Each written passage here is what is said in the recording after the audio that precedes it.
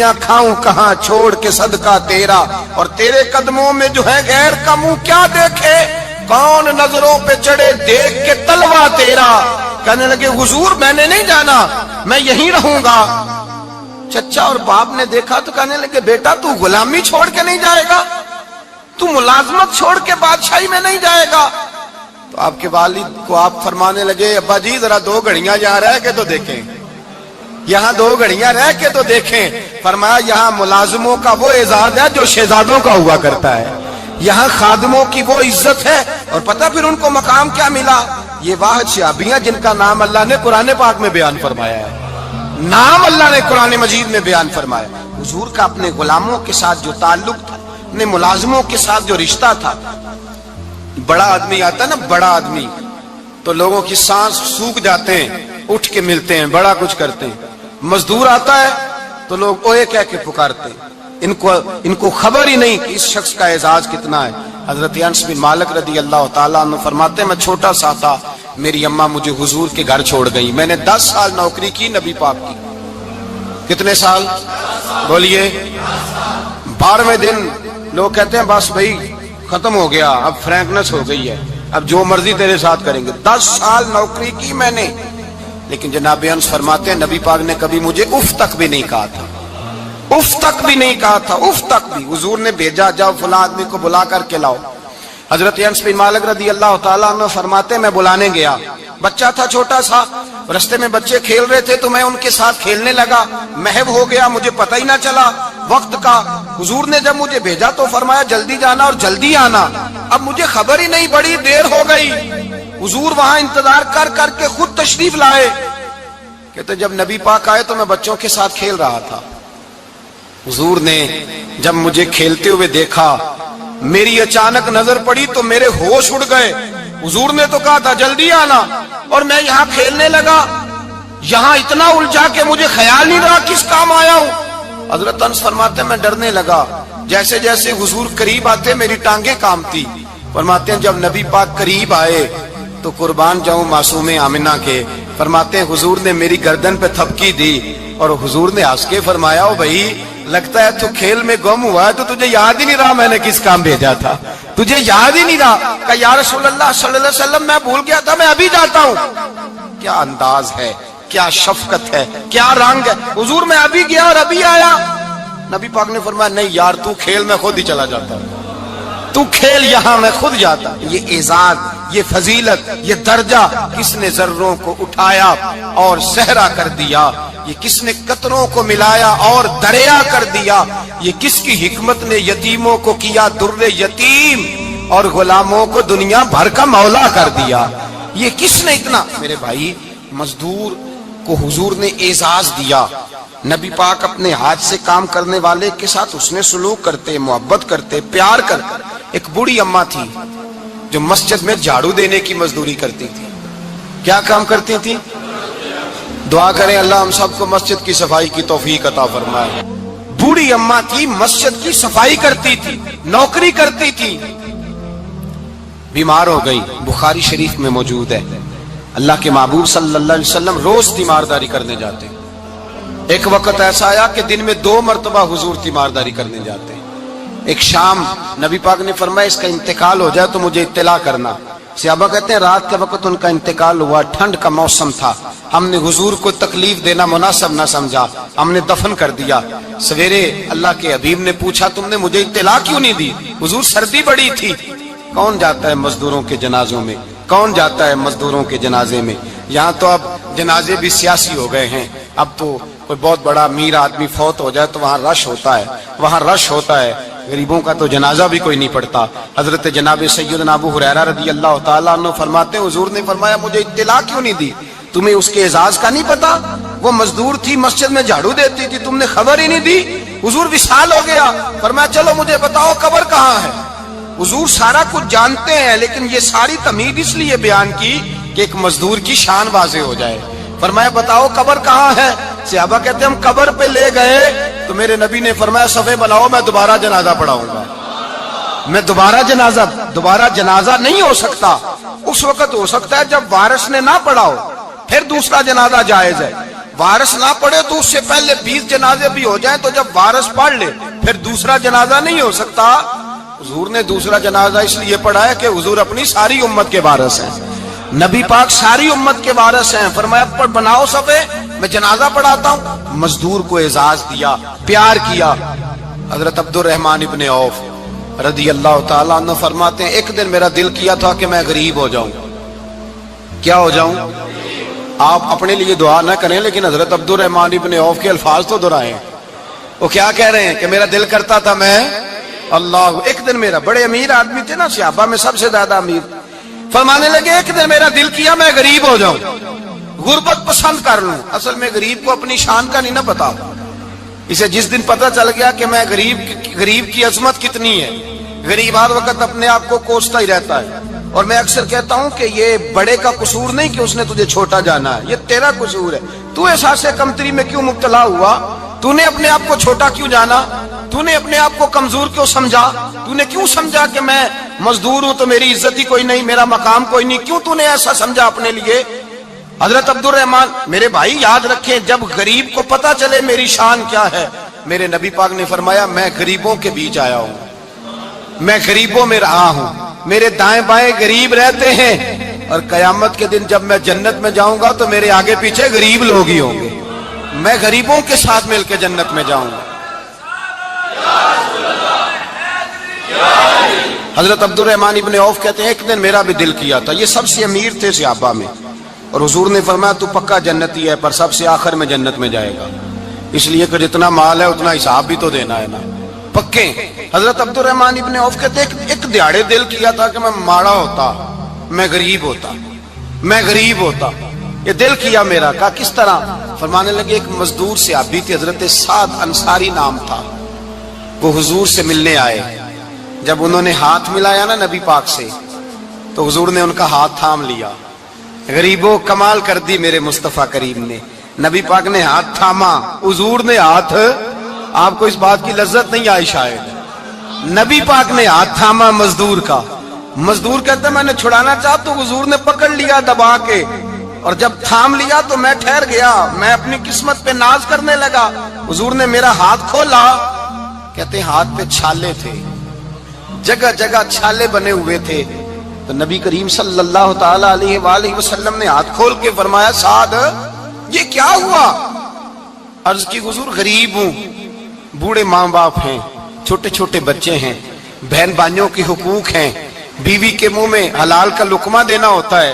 یا رسول اللہ پھاوڑا لے کے، کئی لے کے، کدال لے کے، بیلچا لے کے مزدوری کرتا ہوں، میدان میں نکلتا ہوں، صبح سے گیا تھا اب آیا ہوں، ہاتھوں میں نشان پڑ گئے ہیں. حضرت عبد الرحمن ابن عوف فرماتے ہیں جس کے قدم چومنے کو دنیا ترسے، اس رسول نے سر مبارک جھکایا اور غریب کے ہاتھ کو چوم لیا. نبی پاک نے بوسہ دیا اور پھر فرمایا کیا؟ فرمایا یہ وہ ہاتھ ہیں جن سے خدا بھی پیار کرتا ہے، محمد مصطفیٰ بھی محبت فرماتے ہیں. نبی رحمت علیہ السلام نے فرمایا یہ تیرا وہ ہاتھ ہے جس سے اللہ بھی پیار کرتا ہے اور اللہ کا. تو مزدور کو پھر ناز کرنا چاہیے کہ پریشان رہنا چاہیے؟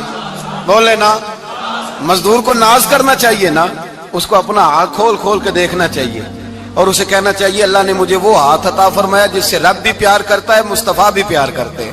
اسے تو اعزاز سمجھنا چاہیے، فضیلت جاننی چاہیے، اسے تو ناز کرنا چاہیے. اللہ تبارک و تعالیٰ نے مجھے یہ اعزاز دیا ہے. کسان جو کھیتوں میں مزدوری کر رہا ہے، وہ مزدور جو کسی فیکٹری میں گیا ہے، رزق حلال کی تلاش میں نکلا ہے، اسے تو میرے بھائی ناز کرنا چاہیے، اسے تو خوش ہونا چاہیے کہ اللہ نے مجھے یہ فضیلت دی.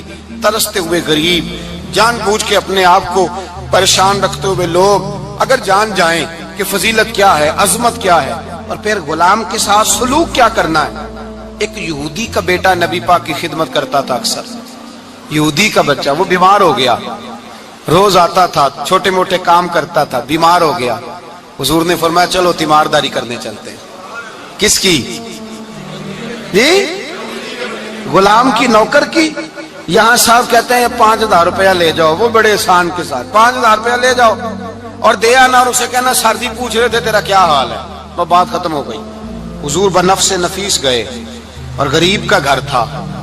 وہ یہودی باہر نکلا جس کا بیٹا بیمار تھا، تو کہتا جب دروازے پہ میں نے مسلمانوں کے نبی کو کھڑے دیکھا تو میرے پیروں تلے زمین ہی نکل گئی. میں نے کہا حضور مجھ غریب کی کٹیا میں کیسے آئے؟ اور میں تجھے پتا ہے نا تیرا بچہ میری نوکری کرتا تھا یا کبھی مار ہو گیا میں تیمارداری کرنے آیا. وہ یہودی کہتا مجھے خیال یقین ہی نہ آئے کہ میرے گھر میں حضور تو امیر حرم میں غریب بے نوا تو کجا من کجا میرے گھر میں حضور آئے. کہتے کہاں ہے ہمارا پیارا؟ حضور وہ لیٹا ہوا ہے. صحابہ کہتے ہیں نبی پاک سرانے گئے تو اس کا آخری وقت تھا, تھوڑا سا ٹائم تھا. میرے مصطفیٰ نے فرمایا تو میری نوکری کرتا تھا, آج میں تیری تیمارداری کرنے آیا ہوں. غلاموں سنو, جو رسول اللہ کی نوکری کرے آخری وقت آئے تو اللہ کے رسول پہنچ جایا کرتے ہیں, حضور پہنچ جایا کرتے ہیں. نجم کی ہے خدا آرزو ہے یہی, عاشق زار کی آبرو ہے یہی, موت کے وقت سر ان کے قدموں میں ہو, دید ہوتی رہے دم نکلتا رہے. حضور پہنچ جاتے ہیں, نبی پاک تشریف لائے, بیٹھے سرانے. حضور نے جب اپنا برف سے ٹھنڈا اور کستوری سے زیادہ خوشبو والا ہاتھ اس کے بالوں میں پھیرا, آنکھیں کھولی, حضور نے فرمایا چل کلمہ پڑھ جا, چل میرا کلمہ پڑھ جا. ساری دنیا در رسول پہ آ کے کلمہ پڑھے اور حضور اسے کلمہ پڑھانے گھر تشریف لے گئے. یہ ایک مزدور کو, ایک محنت کرنے والے کو اعزاز دیا. گھر گئے, کلمہ پڑھ لے. اس نے اپنے والد کی طرف دیکھا اور والدہ کی طرف دیکھا, ماں باپ یہودی ہیں, رونے لگے. کہنے لگے بیٹا یہ ہم سے زیادہ بڑھ کر تیرے حق میں خیر خواہ ہے, جیسے کہتے ہیں کر لے. اس نے کلمہ پڑھا اور حضور کی گود میں لوٹ پوٹ ہونے لگا. کلمہ پڑھا, روح پرواز کر گئی. شارحین کہتے ہیں جب نبی پاک وہاں سے نکلے تو حضور نے فرمایا اٹھاؤ اس کی میت کو. ماں باپ کہنے لگے کہاں لے جانا ہے؟ فرمایا ہم اپنے طریقے کے مطابق غسل کفن کریں گے, اس لیے کہ جو کلمہ پڑھ جائے پھر وہ میرا ہو جایا کرتا ہے, میرا ہو جایا کرتا ہے. بھائی یاد رکھیں, مزدور کو حضرت ربیعہ بن کعب فرماتے ہیں میں حضور کو وضو کراتا تھا, رات کا وضو میری ذمہ داری تھی, صرف ایک وضو رات کا. ہمارے ہاں تو 25 سال مزدور مزدوری کر کے چلا جاتا ہے, پر وہ مزدور ہی رہتا ہے, وہ مزدور ہے, اس کا کوئی اعزاز نہیں, کوئی اس کے لیے وہ کہتے ہیں اب بابا جی آپ کو کھانسی زیادہ آتی ہے, اپنے بیٹے کو لگا دیں, کسی اور کی ڈیوٹی لگا دیں, اب آپ کام نہیں کر سکتے. 25 سال نوکری کی, ملا کیا؟ حضرت ربیعہ کہتے ہیں میں وضو کراتا تھا رات کا. میرے نبی پاک نے فرمایا شادی کیوں نہیں کرتا؟ تو میں نے کہا یا رسول اللہ نہ میرے پاس حسن ہے, نہ پیسے ہیں, نہ کوئی کاروبار ہے, مجھے کون رشتہ دے گا؟ میرا روپ بھی نہیں تے میرا رنگ بھی نہیں, مینو یار مناؤن دا ٹانگ بھی نہیں, کون مجھے رشتہ دے گا؟ کہتے ہیں حضور خاموش ہو گئے. دوسرا دن آیا تو میں وضو کرانے پہنچا تو نبی پاک نے فرمایا شادی کیوں نہیں کرتا؟ کہتے ہیں میں نے کہا حضور کون رشتہ دے گا؟ وہی 3 باتیں دہرائی, نہ پیسے ہیں, نہ حسن ہے, نہ کوئی کاروبار ہے, نہ مکان ہے. فرمایا حضور نے تیسرے دن پھر کہا. جب دوسرا دن ہوا نا تو حضور نے کہا, حضور خاموش ہوئے میرے جواب پر. میں نے کہا یار کتنا بے وقوف ہوں, حضور روز پوچھتے ہیں اور میں جواب ہی نہیں دیتا. کہتے ہیں تیسرے دن میں نے ارادہ کیا آج نبی پاک پوچھیں گے تو میں کہوں گا حضور جیسے دل کرتا ویسے ہی کرا دیں. کہتے ہیں تیسرے دن میں گیا, سارا وضو کرا لیا, پر نبی پاک نے پوچھا ہی نہیں. میں ارادہ کر کے گیا تھا کہ آج پوچھیں گے تو بتا دوں گا, حضور نے پوچھا ہی نہیں. فرماتے ہیں وضو مکمل ہو گیا, میں دروازے تک چلا گیا تو مصطفیٰ نے آواز دی. فرمایا واپس پلٹ, نہ میں پلٹا تو حضور نے فرمایا تو شادی کیوں نہیں کرتا؟ کہتے ہیں میں کھل کے مسکرایا. میں نے کہا محبوب تیرے کرم پہ قربان جاؤں, کیا انداز محبت ہے, حضور مہربانی کریں کرا دیں. فرمایا فلاں سردار کے پاس جا, ایک وضو کراتے ہیں, اور اعزاز حضور نے کتنا دیا, جا سردار کے پاس اور اسے جا کے کہہ کہ اللہ کے رسول فرماتے اپنی بیٹی کا نکاح تیرے ساتھ کر دے. فرماتے میں گیا, ماں باپ کو بڑی فکر ہوتی ہے بیٹیوں کی. وہ کہنے لگا میں شام کو خود نبی پاک کی بارگاہ میں آؤں گا. کہتے میں باہر نکلنے لگا تو وہ بچی پردے کی اوٹ سے بولی, کہنے لگی غلام ٹھہر جا, ابا جی آپ کو میری فکر ہے, اماں جی میری فکر ہے, میری فکر نہ کریں اور یہ نہ دیکھیں آیا کون ہے, یہ دیکھیں بھیجا کس نے ہے. آپ مجھے حوالے کریں نبی پاک کے, حضور کے حوالے کریں, اللہ رسول مجھے کبھی ضائع نہیں کریں گے. حضرت ربیعہ کہتے ہیں حضور نے میری شادی کا بندوبست کیا. حضرت بریدہ اسلمی سے کہا کہ تو اس کے لیے کھجور کی گٹھلی کے برابر سونا لا, حضرت حارثہ بن نعمان سے کہا تو اس کے لیے ایک کمرے کا اجرے کا بندوبست کر. حضرت عثمان غنی سے کہا تو نے ولیمہ کرانا اس کا. فرمایا میں تو تھوڑی نوکری کرتا تھا, مصطفیٰ نے ساری زندگی کا ہی بندوبست فرما دیا. یہ مزدور کے ساتھ حضور کا انداز ہے. پہلے میں نے شروع میں کہا کہ مزدور اس بات کو سمجھتا ہی نہیں کہ اس کا مقام کتنا, وہ اس بات کو جانتا ہی نہیں اللہ نے اسے اعزاز کتنا دیا ہے. ملت کا جوان سب سے پہلے تو کبھی کسی کی جیب کی طرف نہ دیکھے. اور یہ بات یاد رکھ لیں, درجنوں بزرگوں کے ارشادات کی روشنی میں ایک موٹی بات بیان کر رہا ہوں. توجہ ہے میری بات پر؟ جس کی توجہ دوسروں کی جیب پہ ہوتی ہے وہ رسوا ہو جاتا ہے. کاہل لوگ جو زندگی میں صرف ہاتھ پھیلانے کے عادی ہوتے ہیں, ان کے دامن میں سوائے رسوائی کے کچھ نہیں آتا, ان کے حصے میں سوائے بدنامی کے کچھ نہیں آتا. اور جو اپنی بازو کی قوت کے زور پر, اقبال کہتے ہیں اپنی دنیا آپ پیدا کر اگر زندوں میں ہے, سر آدم ہے ضمیر کن فکاں ہے زندگی. اپنے لیے خود جینا سیکھیں, ملت کے لیے کچھ کرنا سیکھیں. معاشرے کے اندر اس سے ادھار پکڑ کے اس کو دے دیا تو اس سے پکڑ کے اس کو دے دیا, 2 دن اس کے پاس چلے گئے لینے تو 4 دن اس کے پاس چلے گئے. کبھی کو دوست باہر سے آ گیا تو اس کے پیچھے بھاگنے لگے, چاپلوسی کرنے لگے. 2-4 جوڑوں کی خاطر, ایک موبائل کی خاطر چھوڑیں اس دھندے سے باہر آئیں. میں نے کہا ایک پیشہ برا ہے, ایک پیشہ, اور وہ ہے ہاتھ پھیلانا. باقی کوئی پیشہ برا نہیں. 18 گھنٹے مزدوری کرو, نکلو باہر, نکلو میدان میں آؤ, جدوجہد کرو, مزدوری کرو جب تیرا ہاتھ مزدوری تک جائے. اور یاد رکھو رزق حلال کھانا ہے اور رزق حلال ہی کھلانا ہے.